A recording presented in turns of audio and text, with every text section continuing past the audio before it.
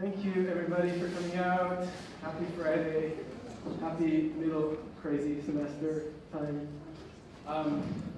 So we're super excited to have Leopold Lambert joining us today. We're also, as it turns out, quite lucky to have even gotten him here at all, as his plane was canceled and went through all sorts of chaos this morning. But luckily, we managed to get him here. And of course, as a result of that, as you've seen the posters about the seminar that he's going to host today, we can perhaps talk about rescheduling it for tomorrow. He's kindly offered, if there's enough interest, to host it tomorrow at some point, so we can discuss that at the end. Just to say something about Leopold, last time when Adrian Lahoud was here, I mentioned that, more than perhaps anyone else, Adrian sort of fits this kind of description of the theme of this year's public programs for other architects. And I think I have to repeat myself with Leopold. His work, he's an architect by training, but who's really taken the knowledge of architecture, the tools and the possibilities of what architecture can do, and turned them completely for other ends. So a lot of his projects that deal with questions of race, questions of coloniality, and politics of bodies and so forth, as you know, have really been somehow mapped out quite literally using tools of architecture. But also another sort of tool of the architect, which we tend not to consider so much, is the tool of writing. And that's where Leopold's work, as you probably know, has been very important. He is, of course, based out of Paris, and you'll know him perhaps through his publication, The Funambulist, which started, I actually don't know when, as a blog. When was it? 2007. And quite recently, well, a few years ago now, it's being published as a print journal as well. And so he's become this incredible sort of point of contact that curates an incredible discourse of architecture, not necessarily as we might think about it as a sort of profession, but ways in which, and histories of which, architecture has become imbricated in politics quite directly. And so this is what he'll present to us tonight. He's an author of 3 books. One is, his first is Weaponized Architecture, the Impossibility of Innocence. So again, what's in resonance with the topic of this year's public programs. Topie Impitoyable. I used to speak French. The Corporeal Politics of the cloth, the wall, and the street. I'm all about the ground. And his last book is La politique du bulldozer, ruine, palestinienne, comme projet, israélien. It doesn't help that I have a crowd when I do this. In other words, sort of, I guess, the Israeli project of Palestinian ruin, I guess might be a translation of that. And he's working right now on a book which I believe you might talk about today. So please help me in welcoming Leopold.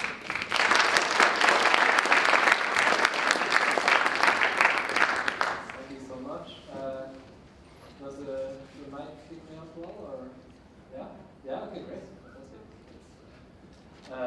Thank you so much, Ross, for this really great introduction.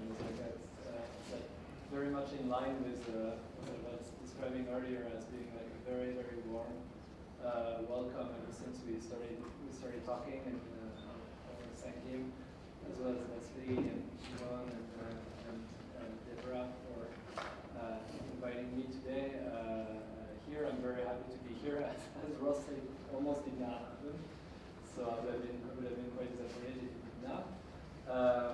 First time in Iowa for me, so I intend to see a bit of it tomorrow. And yeah, I think today in sort of defining what kind of talk would be useful to present to you guys, whether I should be extremely specific and maybe present my current research, or actually be a little bit more going on talking a little bit about the various means that I'm using in my work. Is the microphone pro? I'm just going to, yeah. maybe Yeah. How is that? Yeah. I can tell myself that it's probably more. Yeah. And so what I'm going to do is I'm going to present 3 chapters, essentially. The first one being like sort of the editorial platform of the Funambulist in general. Then maybe get a little bit more argumentative, so to speak, as the way I approach architecture as such. And then be more based on 2 case studies, one in Palestine and one in the Paris, what we call banlieue, so the suburbs of Paris, and the French coloniality still present today. Including a part of it will be actually design, which I also make a point in showing, even though I don't design much anymore. I think it's important for me also to back all this sort of like theoretical, so to speak, argument with something also pretty tangible. Okay, I have the time here because I'm going to try to be not. I have a lot of slides, so if I see that I'm being a little bit too slow, I'll pick it up a bit. There's a cane that comes out in the store. Perfect. Pulls So, starting with this first chapter of the editorial platform that the Funambulist is, I think I'm interested in presenting it in 2 parts. One is what you might expect, which is really the content of the magazine and the platform itself. But I'm actually always very interested in talking about the way we make it happen at the office, and I'll be a little bit more detailing who is that we. But so starting with a little bit the content itself and talking how, I mean, as Ross mentioned, that how the Funambulist started as a blog and it's still an active blog. I'm trying to write, so this is really my writing, like short writing. Like the last article was published this week about protesting the coming of Rahm Emanuel, the mayor of Chicago, to Harvard Architecture School. So yeah, I mean, that's something I'm trying. It's a little bit polemical, and I'm trying to keep it updated every now and then. Even though a few years back the rhythm was much more intense, but a few years back as well, in 2013, this blog was complemented with a podcast, which was really a way for me to learn so much from people who've spent like their entire career working on topics that I was only like flying over in a pretty shallow way. So it was almost like building a little university for myself, talking to people who are maybe, I mean, many of whom are actually in the university. So it's still it still has this academic vibe. But one way to think about it originally was to really extract this knowledge coming from institutions that usually have like a very expensive tuition. Like extract this knowledge that's produced in those places that tends to be maybe a little bit too self-centered, and make it open access. So like through those interviews. So there's 126 interviews online right now. And then the magazine came about in the summer of 2015. So it's been a bit less than 3 years. And there's a new issue every two months. So here are the 6 first issue of the first year of existence of the magazine. And so each of those issues have like one particular topic they're dealing with. And I'll show you a little bit the inside of it later. But so this was the first year itself, and you can see that how there's a care for de-hierarchizing also disciplines, like not thinking that looking at objects or clothing, the politics of objects or clothing are any less interesting than to look at the usual scales that we tend to associate sort of noble politics with, and the geopolitical or the territorial, the urban, or even the architectural scale. So there's really a will to break with those sort of hierarchies. Those were the second year. The 6th issue of the second year, with here again various issues, mobilizing various scales.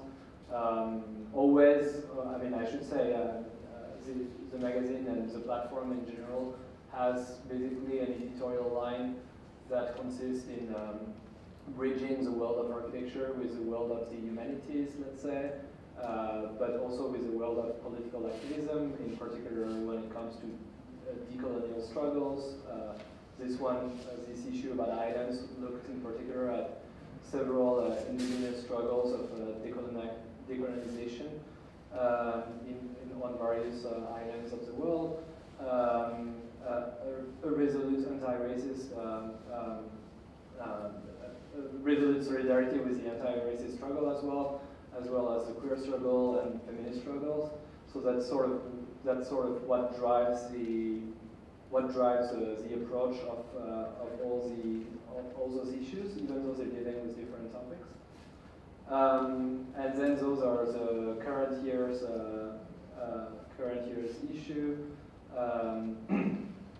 Sorry. So the three first one are the ones that already exist, and this one is actually a sort of placeholder, but it's going to print in a few days, so it should not be a placeholder for too long. And then we have two more that I'm very excited about for this year, including one in the summer that you're the first public I get to tell that will be guest edited by two indigenous, two Native American scholars and activists who are, and we're going to talk about Turtle Island. So for those of you who don't know, Turtle Island being basically the territory of the US and Canada, considered from an indigenous perspective.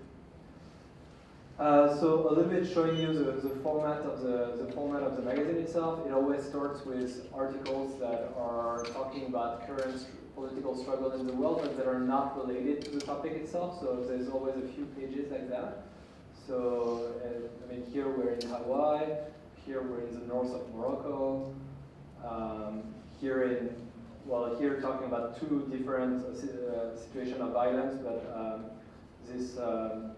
this contributor was writing from a migrant detention center on Manus Island, which is part of Papua New Guinea, but which Australia has built a detention center on a land that is not even its own, and this contributor is Rohingya, so he's a Muslim from Burma, and as I hope you know, there is an ongoing genocide in Burma with the Buddhist ethnocratic state that is conducting an ethnic cleansing of the Muslim population there. So it was talking about both of those situations together. Then there are sometimes some republishing of some articles of the blog itself, so usually it's things that I've been writing myself. Occasionally there's a political walk section where I almost following the model of a touristic guide, someone sort of take you in one district of one particular place of the world and show you a sort of politicized way of walking in this city. And then starts really the topic itself. So each time I write an introduction to really set the editorial argument of the issue and a sort of invitation to read in a certain way the articles that follow. And then the articles themselves are usually 4 to 6 pages, so they're long but not that long. I mean, long maybe for architects, but not that long for visual scholars. I don't even mean that in a bad way, actually. Some people just write too long. Like I'm telling them to take it down a notch.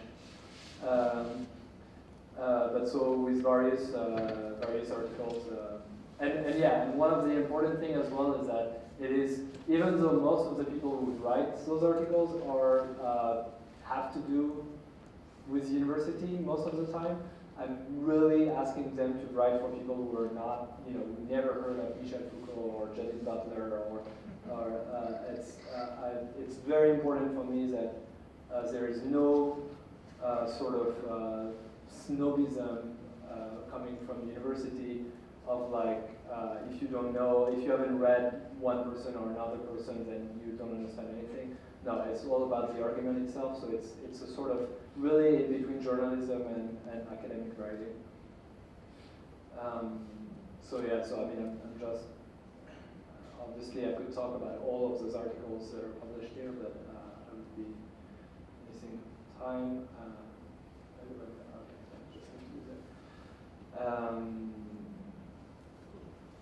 So those are really the main formats. The core of the magazine are those articles with this yellow stripe that you can recognize.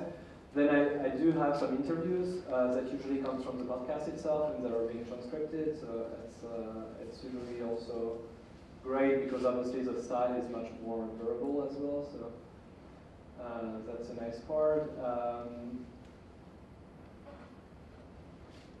And then as you could tell already with the articles, there's really a strong emphasis also on illustrations. Obviously, coming from architecture, I think that's something we cannot really escape from, and nor that I would like to escape from. So there's even like sections that are where the illustrations are even taking more space than the text itself. As those. And then I have student projects, so mostly architectural students, but it happens sometimes also just artistic students, I mean students in fine arts or in fashion design or from various places. But it was very important for me that the sort of the very high creativity of what's being created in places like here are being relayed through this publication, and I should have included, where did you go? Yeah, we have Alison Brun here, who was published in the student section of the Queers, Feminist, and Interiors. So I'm not doing you here. And so yeah, and so this is the content, and I think, as I say, it's important for me to talk also about how this basically is produced. What are the politics behind the scenes of making a magazine like that? And basically, the question is how do we hold ourselves accountable to the same standards of political ethics, so to speak, than the contents of the magazine itself. So I mean, it may be a bit abstract, but I'll get to it in a minute. So that's my office. I realize this is an old photo because my wall here is much funnier now, and I'm going to show it to you later. And I said we earlier, so we right now is basically me and my editorial assistant who works part-time, and right now I'm actually living in Philadelphia right now for 3 months, and she's holding the fort when I'm not there, so I'm very lucky to have someone who deeply cares for the project and who really appropriated it for herself and is basically dealing with all the logistics right now, which is quite something. And I guess I'll get to it. I mean, I think the most sort of obvious things that you might imagine ourselves doing at the office would be the editorial process itself, as well as obviously the layout of the magazine, working in design and all that. You might think of the logistic part of it as well. So I mean, that means basically receiving every 2 months, receiving like 10 boxes of like 20 kilos each to be carried in. You know, some of you know Paris maybe. It's like we don't have much elevators there, so yeah, you have to carry them on 3 floors. It's quite something every time.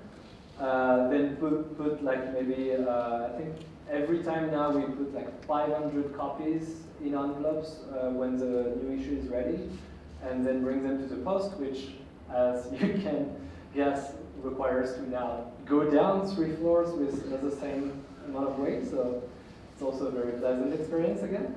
But I think what I was interested in talking about as well is the money, which is something we never ever talk about, especially when you sort of like do a publication that would define itself as like anti-capitalistic.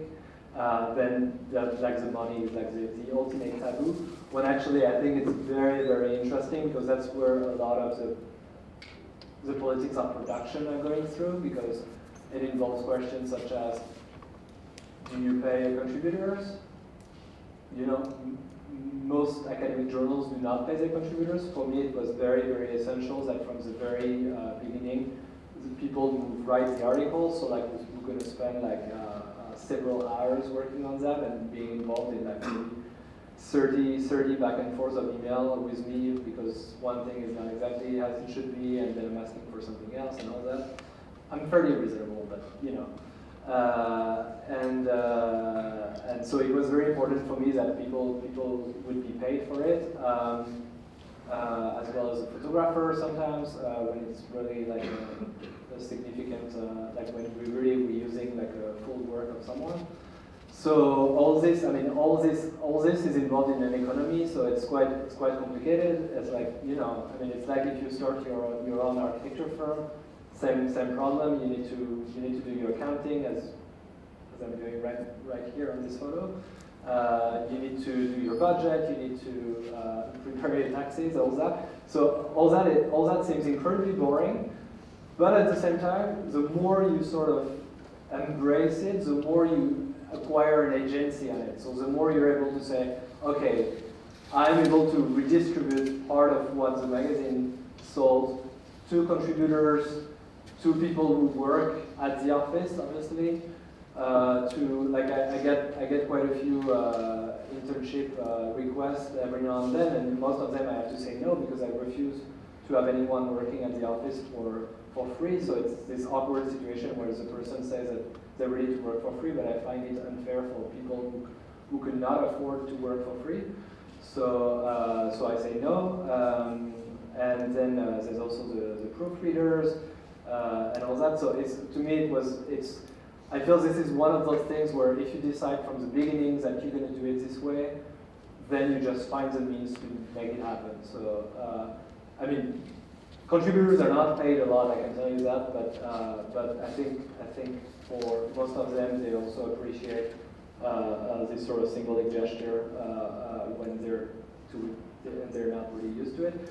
And then the other part of money is also learning how to negotiate to get paid for things, which is also another thing we're really not trained for, and so it's really something you learn on the way, but it's very awkward at first, and then you kind of get used to it and understand that there's ways to do it which are also very, very polite, so to speak. But anyway, I guess if you guys have more questions about that later, I can tell you more. But I feel that it's such a taboo we never speak about that it's always important for me to mention it. Similarly, the cost of the magazine itself. So those are the libraries that in blue, that's the libraries that are subscribing to the magazine, and in red, which are a little bit behind them, are the bookstores, and red and orange the bookstores where we're selling the magazine.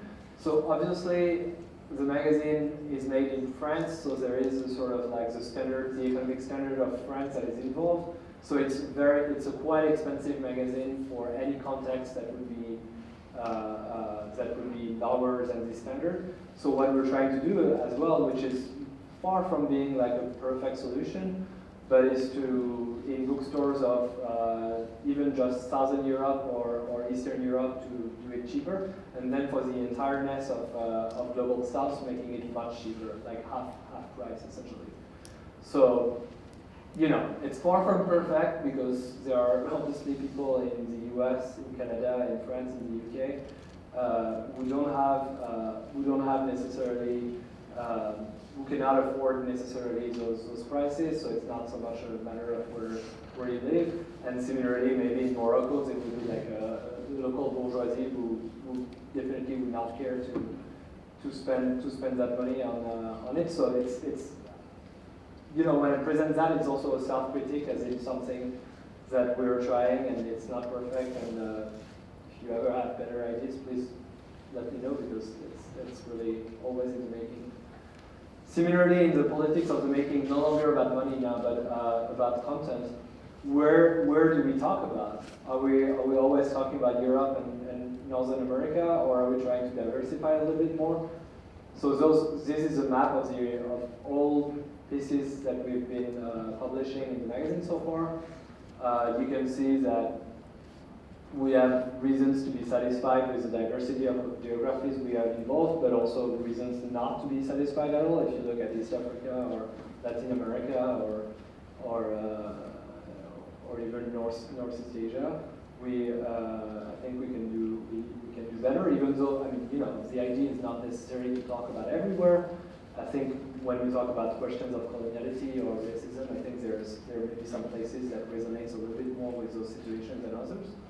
But at least to try to really involve multiple geographies and not contribute to the static quo of like global north focus.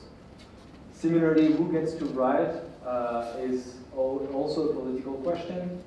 I think in many universities, and maybe I'm speaking, well, I don't know, but at least in Europe, I feel that the way knowledge is valued is like the least you have you're concerned by what you're talking about, the more you have a sort of objective, factual take on the matter. We're thinking the exact opposite. The more you are incarnate in your very flesh, concerned by questions of misogyny, of racism, of coloniality, of homophobia, of transphobia, the more you are, you probably have chances to write something powerful for the magazine. So it's a sort of like reverse bias, so to speak. It's not a rule, but it's a bias. So who gets to write about what goes through this bias in the editorial process? And then last part of this first chapter is also the importance of going beyond the simple paper as well. And I still have a strong, we're in a moment where everybody tells us that everything is like digitalized and everything is like de-incarnated and all. And I might be very reactionary for that matter, but I still do believe in the power of paper, and I do believe in the power of bodies assembled in a given space like we are right now. So events around the magazine are very important for me, and we are, since now we have like 150 contributors, it's very easy to go to various places and have contributors there and have them speak about a given topic, so that's always a very important moment also in the spreading of knowledge. Anyway, that was for the first part, and now I will go to this to the chapter 2, which is pretty small, but just about my own take on architecture, which is usually what generates the biggest amount of questions. So let's see if that's true here as well.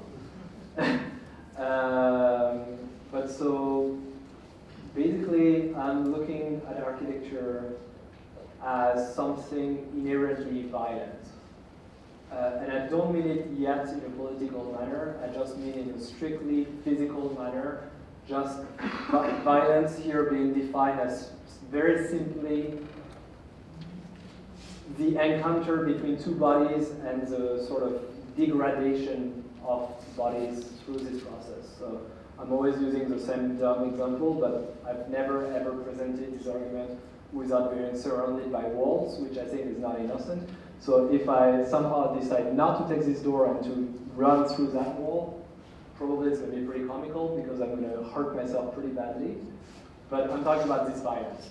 Like I'm not even saying yet whether it's a good thing or bad thing that this wall is here, but I'm just saying my body does not have in itself enough energy to deintegrate that wall and go through it, essentially. The wall has been made in such a way that my body cannot do that. Maybe if you give me a hammer, a big hammer, I might have a bigger chance, but without tools, I'm unable to do that.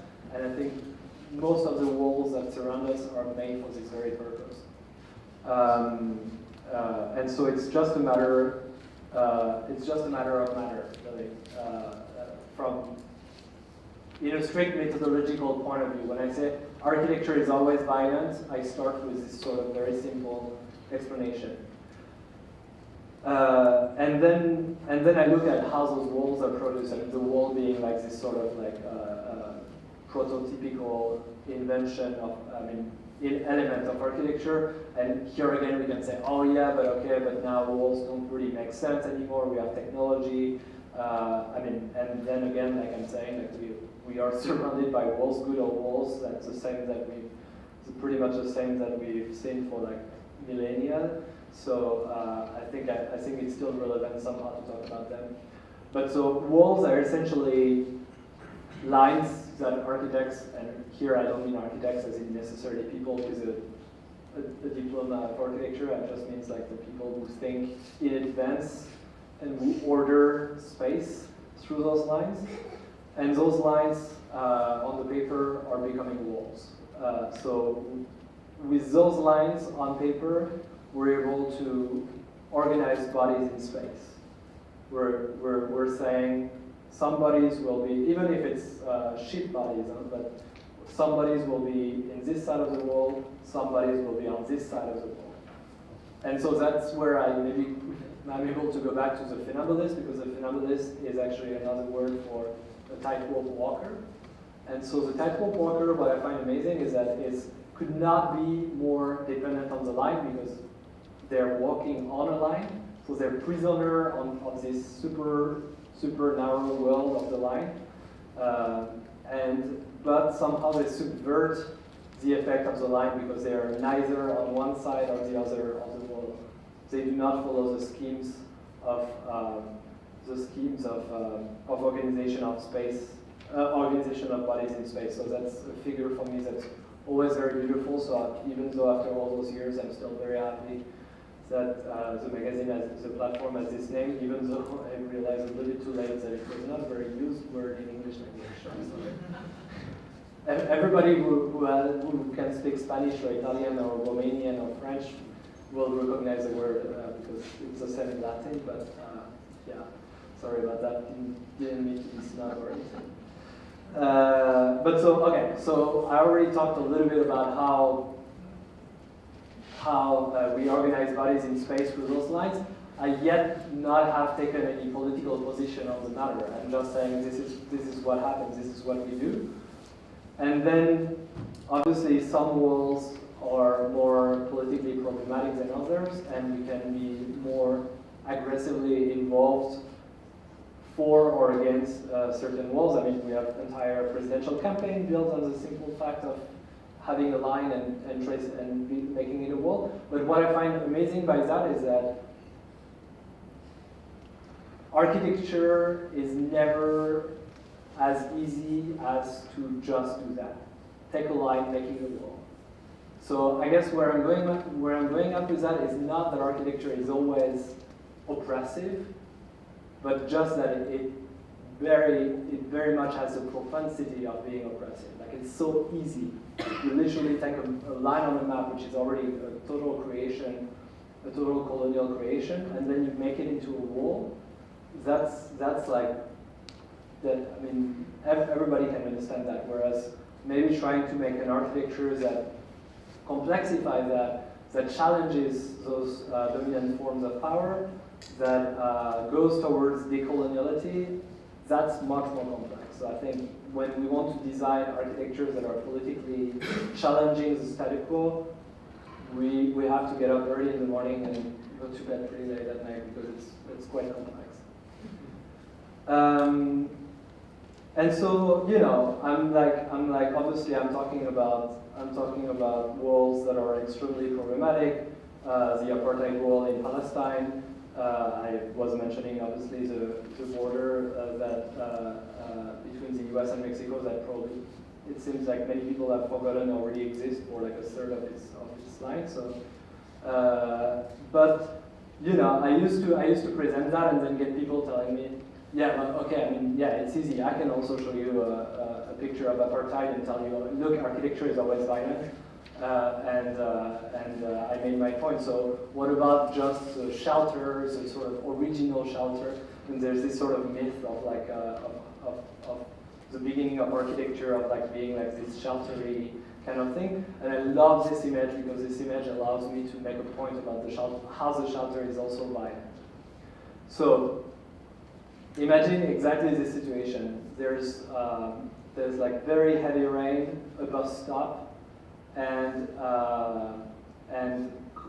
people are running to get into the protection of architectures that this bus stop provide. You don't even need walls in that case. It's can literally be just a roof.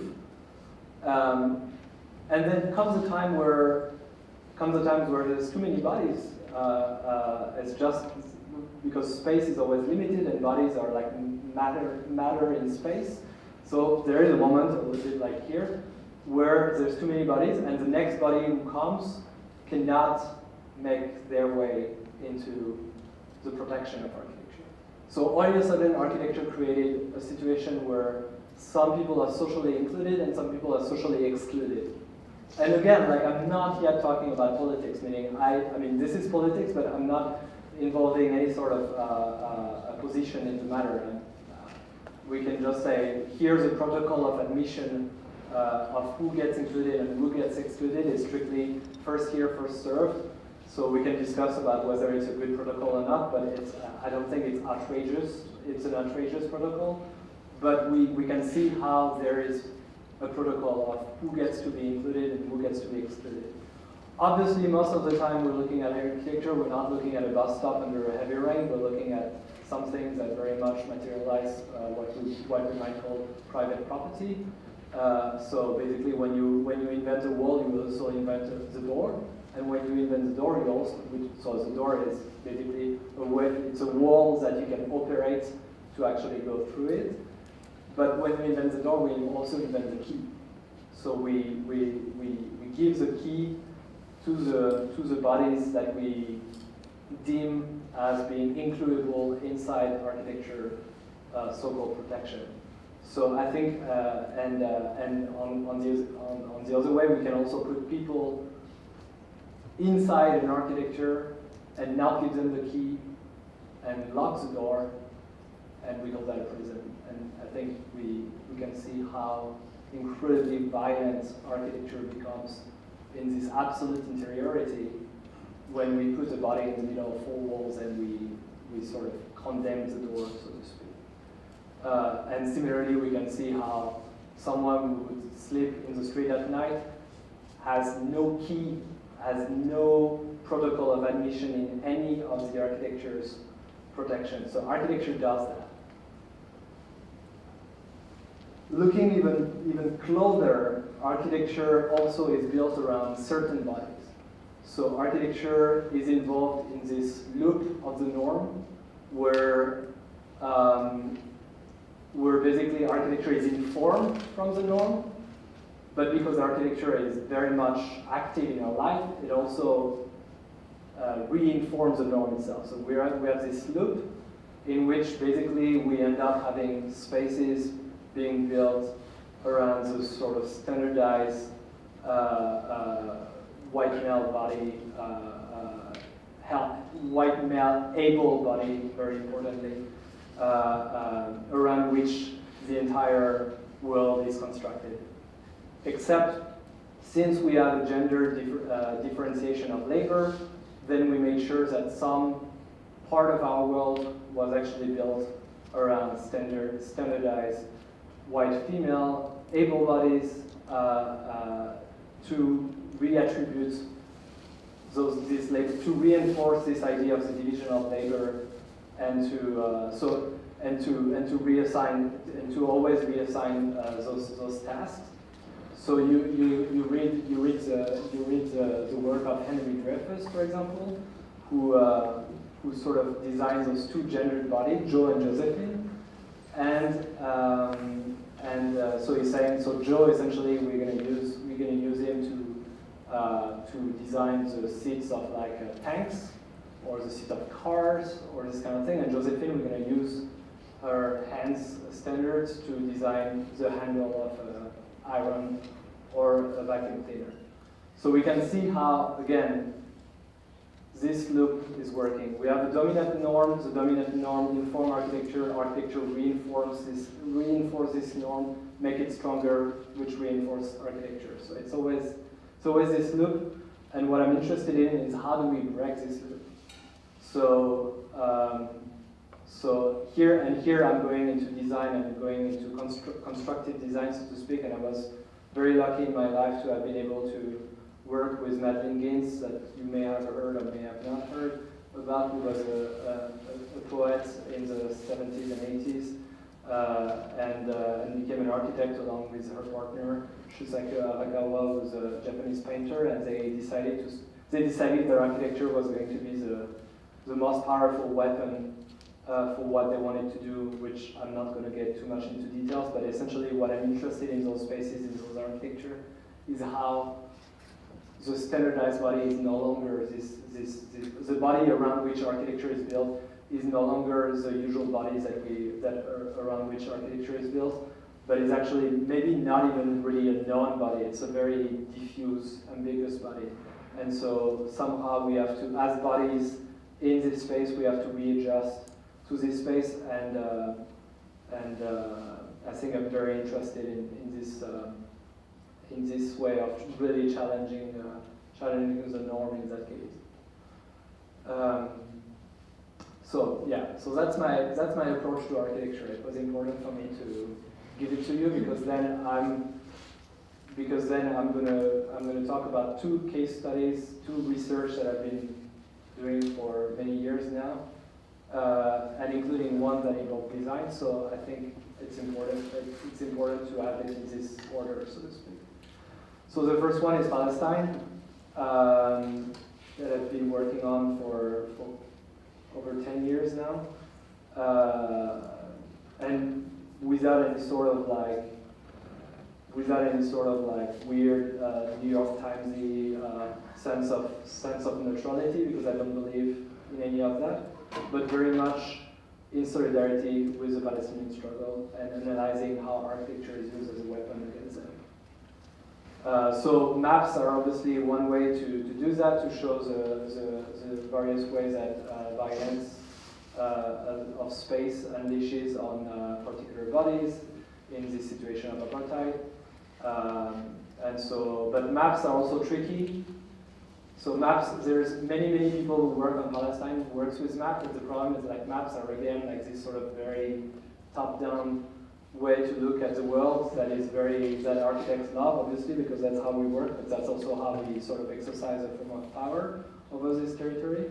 But I think it's also very important to be very much on the ground and to document things on the ground, and to, even though those photos won't show it because I always have trouble taking pictures of people, I think how bodies are involved in those spaces. So in the case of Palestine, looking at the various ways that architecture embodies this state of apartheid, obviously through the walls that you know, obviously through the Israeli settlements in the West Bank and East Jerusalem that gathered around 700,000 Israeli settlers in violation of the Fourth Geneva Convention. So very much little Western cities in Arab Palestine. Looking at various situations within the urban fabric, like in Hebron, in the south of the West Bank, where the settlers are directly above the Palestinian streets. And that's the entrance of the settlement, for example, with the checkpoints where only non-Palestinians could enter. And so all that, pretty much everything I said about this argument about architecture and what I just showed are part of this first book that I had written, even though I had time to refine or read my ideas. I mean, whenever I reread it now, I feel very ashamed, actually, but you know, I think it's supposed to be like that, like you write something and then you look at it 5 days later and you're like, what were they thinking? I was like, how dare you? Like, you're so arrogant. But so what I wanted to show you in particular, and something that I still feel has a value to show in architecture school, also including to like, because I feel that words are much harder to, I mean, you know, you might challenge me for anything I said today, but somehow I feel that design itself is easier to challenge and it's easier to judge. And design is fundamentally imperfect. Design is always problematic. So I think it was important for me also to sort of take the risk of showing how what I'm saying is translating into design potentially sometimes. So I had looked at the various colonial situations in the West Bank in particular, and actually close to the little town of Salfit here. So that is very much inside the West Bank, but actually that has the apartheid wall going as far here. So the wall is right there, and then the third biggest Israeli settlement is right there. So I'll show you just later. But actually I won't. So it's good that I'm talking about that. But then this map to me is important to present as well, because same thing, like we always have this sense, like journalists are maybe less and less so because it's harder and harder to disseminate it, but there was this entire time where journalists were like always trying to push for objectivity, and it means nothing. Objectivity means nothing. You always start with your own biased premises of the way you think. So for me, actually embracing subjectivity is much more interesting. So when it comes to map, for example, it also means we know map doesn't represent reality. We know that maps interpret reality. So this map of a notion in which there are islands and then some reef is to me more interesting than this map that is a little bit more descriptive. But this map is essentially how Palestinians of the West Bank are experiencing their territory, which is through those little islands on which the Palestinian Authority has a relative autonomy. So they live a little bit like on those little islands that are separated from each other and that can be shut from each other. Yeah, sorry, I was at my. That's a part of my English that's always weird. But anyway, so somehow I was wondering, the premise of my project was to think, what if, even though Palestinians are now allowed to build on their own land here, because all this is the West Bank, and so according to the UN, this is all Palestinian occupied territory, but this blue area here, following the Oslo Accords from 1983. Are the territory on which the Israeli army has a total power, a total control, and Palestinians cannot build. So I was wondering what would it mean to actually build in a situation where an occupation army is telling you that you cannot.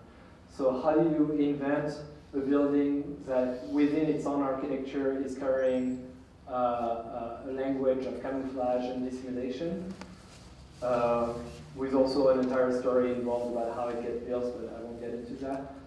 But more, and also for a particular population of Palestinians, which was not the bourgeoisie of Ramallah, but actually more the people who are directly suffering the most from the apartheid, Bedouins who are prevented in from their freedom of movement, and Palestinian farmers who are being stripped from their land little by little. But so obviously this is a very cute naive scenario. But what would happen once obviously the occupation army would realize that this is an actual existing building, like an agricultural platform?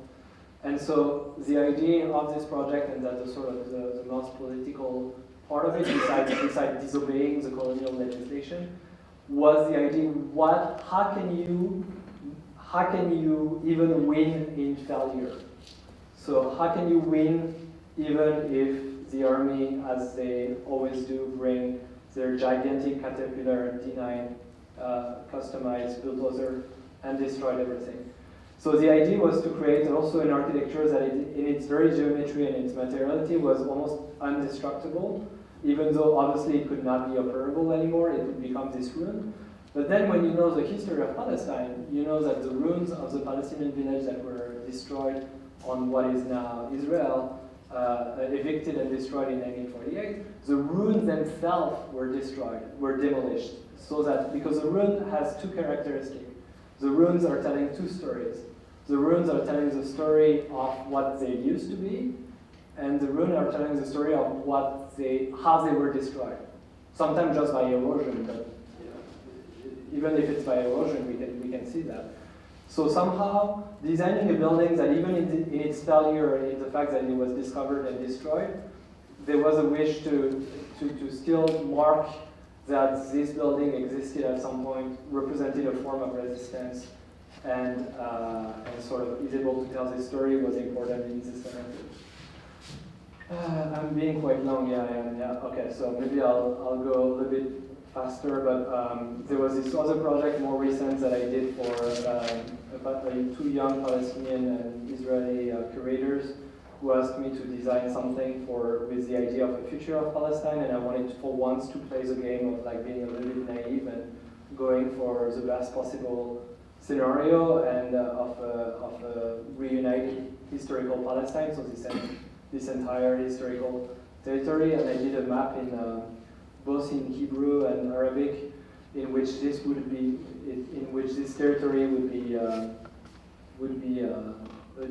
new where all citizens would be equal, including the 5 million refugees, Palestinian refugees that would be able to return on their land. And so I designed a fiction around that and some found objects that I designed myself, obviously, but of new infrastructure, including universities, but also villages of return for those refugees, those 5 million refugees that are between the West Bank, Gaza, Syria, Jordan, and Lebanon. And as well as spaces of memorialization that would sort of use the architecture of the apartheid to be able to talk about this past in this scenario, which is our current present. Going to France, crossing the Mediterranean, and finishing with this chapter, but which is very much the research that I've been undertaking for the last 3 years. That very much is connected to what happened in 2015, where we had those dreadful attacks in Paris and in Saint-Denis, in the direct suburbs of Paris, and after which a state of emergency was declared. And that got me to look a little bit more at what this state of emergency. So a state of emergency essentially, obviously, allows a much greater latitude for the executive power, the police, to intervene, the army even. I mean, very much similar to the state's state of emergencies that you would find in the US, where the army is being deployed, where house searches are being made. There was in the direct following of those attacks, there was 5,000 searches that were made of Muslim homes, offices, mosques, and cultural centers, with a result of actual criminality very close to 0% out of those 5,000. So we're talking about terror, but we're talking about state terror. But so what I was interested in looking at in this is where does this state of emergency comes from? And this state so that's my walls that you saw. It was very boring before, but that's how I'm organizing my wall right now to write this new book. And it forces me to do something that as architects we never do, or except for a few of us, which is to think in terms of time as well. So very hard for me. It sounds like a joke, but it really isn't. It's very hard to think in terms of time. Because the state of emergency was created in 1955 at the beginning of what I want to call the Algerian Revolution, because that's the way Algerians call it, which basically is a period of 8 years during which the Algerian people managed to kick the French colonizer out of Algeria. And so it was created as a law very much to crush the Algerian Revolution, and I was interested in how this would reveal things about how we still live in France in what I call the colonial continuum. The coloniality never stopped.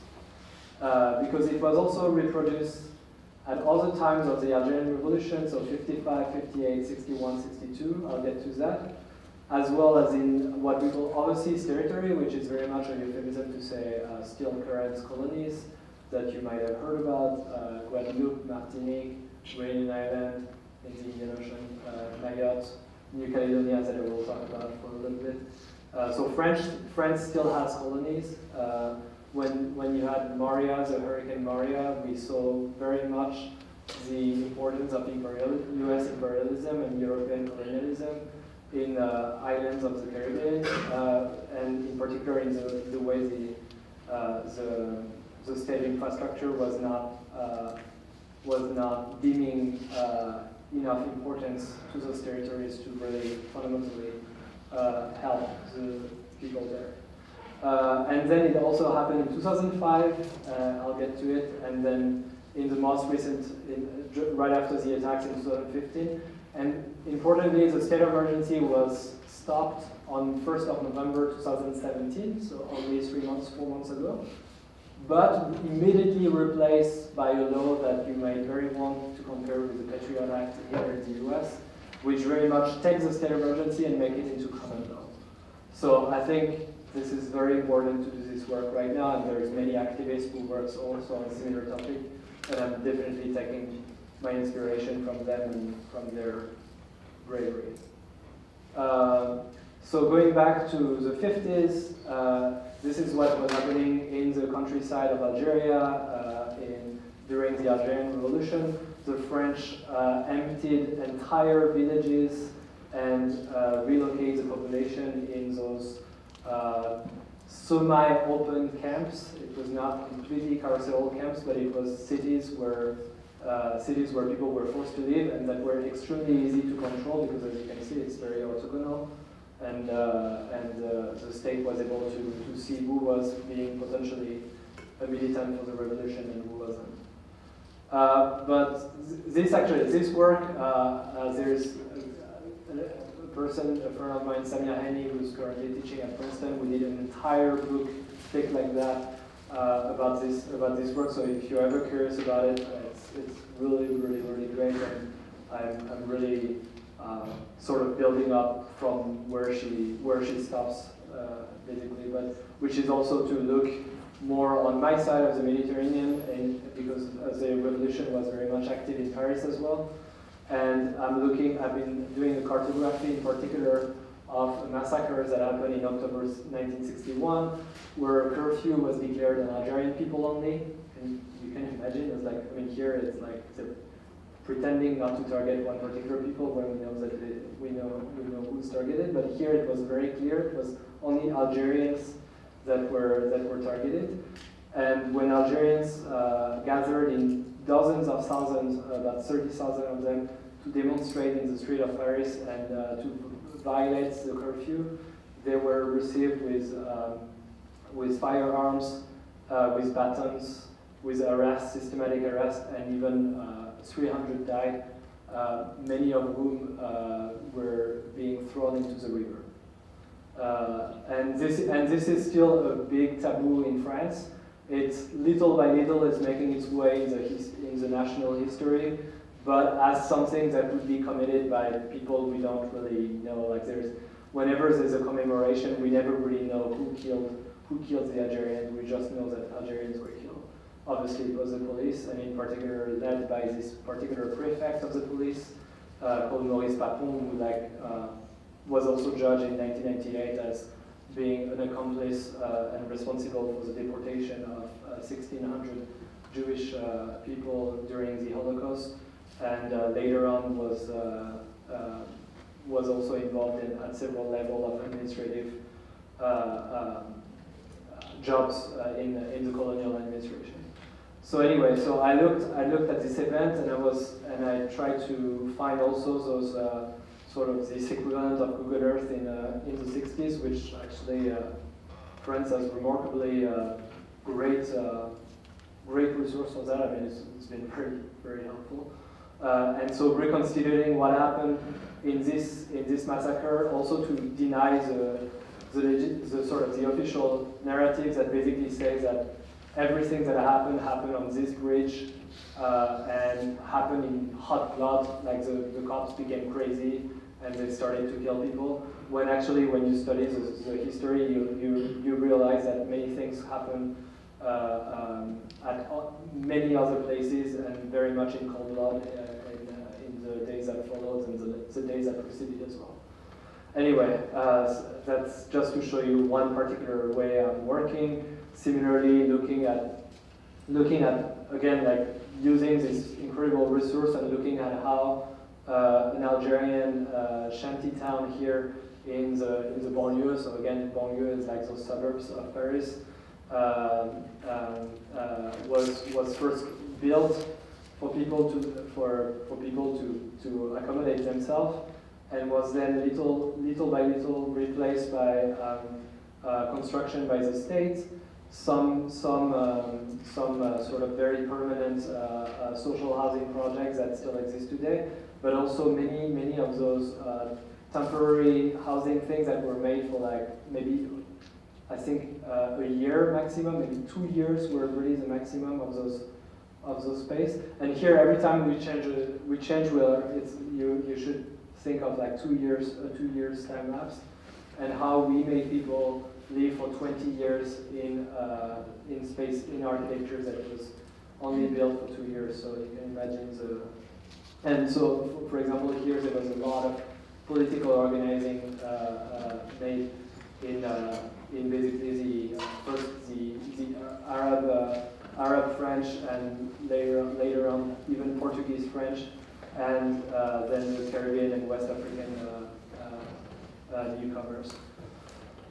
So yeah, as I said, I'm also looking at what's going on in the other colonies that France still has, and the various social movements that have happened.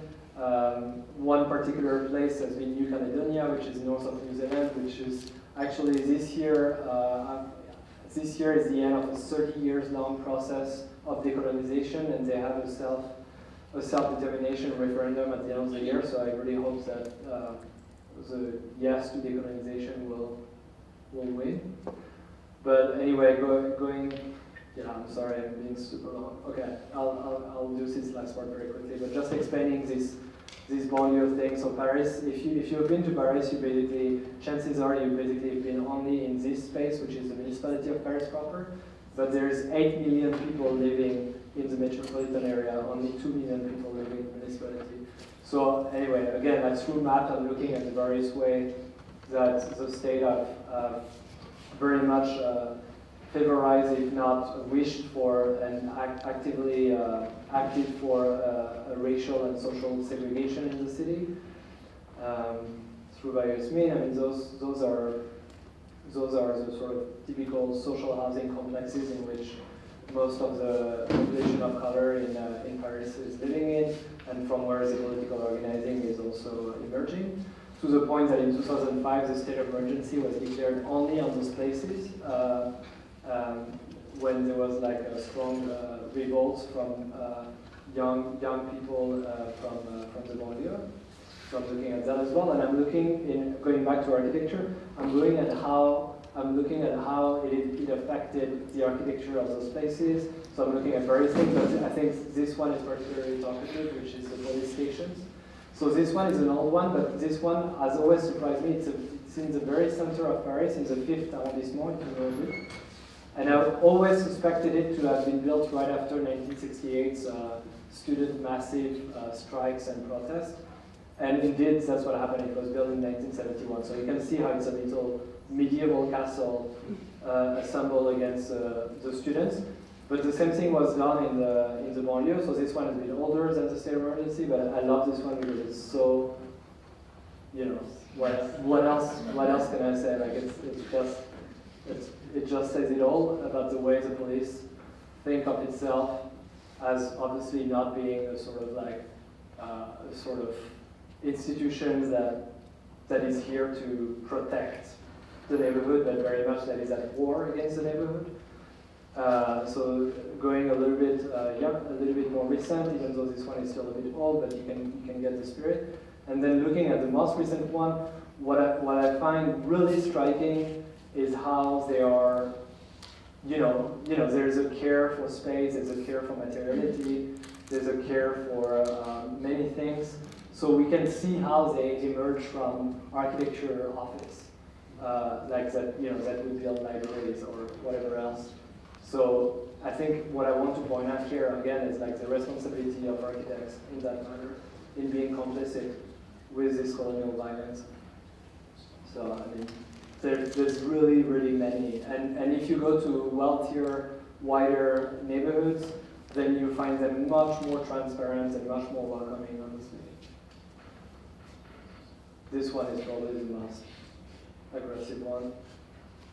And then this one is interesting just because with the violent police assault and rape of young black men in the banlieue.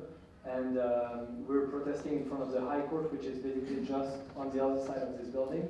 So the police was very easily on site and was able to occupy this space on top of us. So I think that's also very, very important in showing how space is incredibly important in political activism. And they were throwing like tear gas at us from there. Obviously, they had a very good position to do whatever they wanted. And so going back to the state of emergency itself, I mean, that's basically what you see in the street of Paris, and something that has nothing to do with so-called terrorism, but just the suppression of social movements that were particularly strong in the spring of last year against the new labor law. We had this situation where an entire demonstration was contained by the police, and checkpoints were established at each of those entrances to the demonstration. You were searched.